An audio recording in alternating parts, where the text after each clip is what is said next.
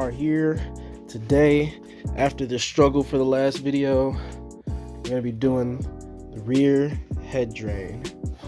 I got myself a Ross Performance kit. Get this from Ross Performance. They're in Australia. This costs I think like $70 plus like $20 shipping.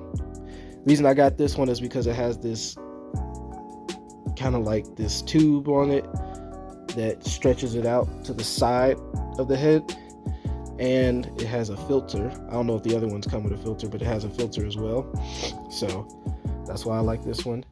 Tube kind of just brings it out to the side so that you don't have to pop a head in and then get an AN fitting to go here and then an AN fitting to go elbow and then bring it around. It's just, it's very simple. Probably just get a 90 for this and then be done with it. But it comes with the actual rear head drain. This is 2 pieces. This bottom piece screws into it. This AN line is part of the bottom piece. So the bottom piece screws in to the top, and you got that. You got the 2 screws. These are M6 by 1, and that's pretty much it. So as far as the installation, it's very simple. The only thing with it is it's very fearful, because you got to drill and tap into the head, and you know once you do that, ain't no going back, just like cutting your over fenders. So first thing is it fits very securely in this, so you have to punch this one out. I mean, this one is for oil, this one is for coolant. There is one, I think that I want to say, I can't think of the name of the company that makes it, but there is a drain that fits to both of these. It's a rear head drain and rear coolant drain. It just bolts into both of them. I can't think of the place that makes it though. But yeah, if that's something you're interested in, you can look it up. But yeah, you're gonna punch this one out, pull the whatever this thing is called out, and then fit it in there. Mark the 2 spots you're gonna tap for the bolts, and then drill and tap, screw it in. So let's go ahead and knock that out. All you need is a flathead and a hammer. Let me see if I can find one.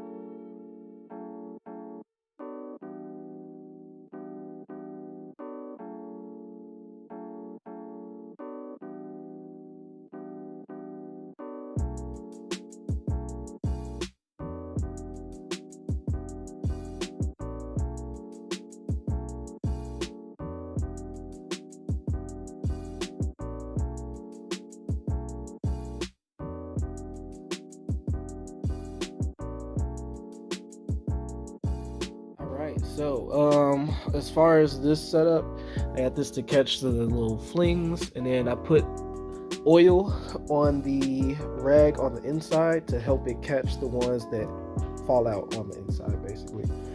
A regular rag will catch it, but it's probably better to vacuum it and stuff like that after you do it. An oiled rag will do an even better job. The head material is really soft. That punch did its work. I offset the holes a little bit just to make sure that I have a little bit extra adjustment, because you can turn this, you know, they're slotted, so you can kind of move it around a little bit. So next step is to drill these out, honestly. I'm scared to do it, but I'm gonna do it. Gotta do it. Got the N1 pump on there. It's gonna be too much oil flow. Everything's gonna get stuck in the head. So,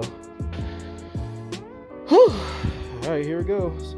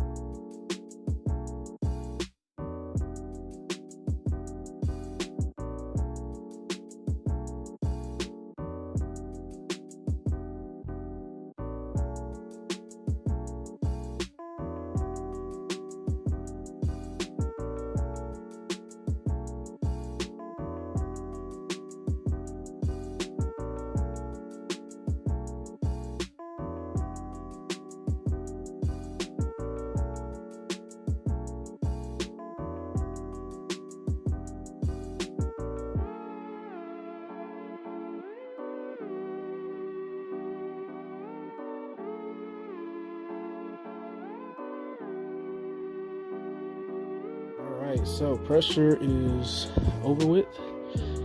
I've done it. Ain't no going back. And that the rag that I used, it definitely did clean that up as far as the little things and stuff.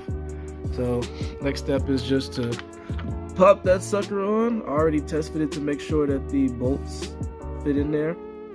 So you just pop this on, put the bolts and washers in, and then thread it in. Now the only other thing that I would suggest, where did I put it? Oh, here you go. You got a new area where you got a new area between a wet surface and a dry surface.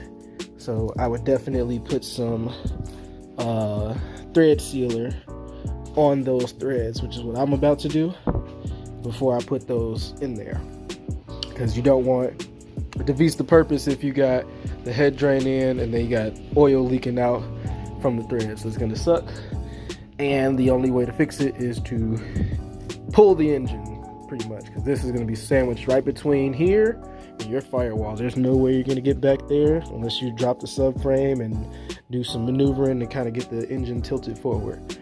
So definitely want to make sure you get this right the first time. But yeah, I'm going to put some sealant on these, pop those in there with this drain, and then call it a day. Right, went ahead and tightened it. This one was giving me a little bit of problems, but really just had to take the rubber hammer, tap it on a little bit just to get it fully seated in there, and then it threaded all the way in.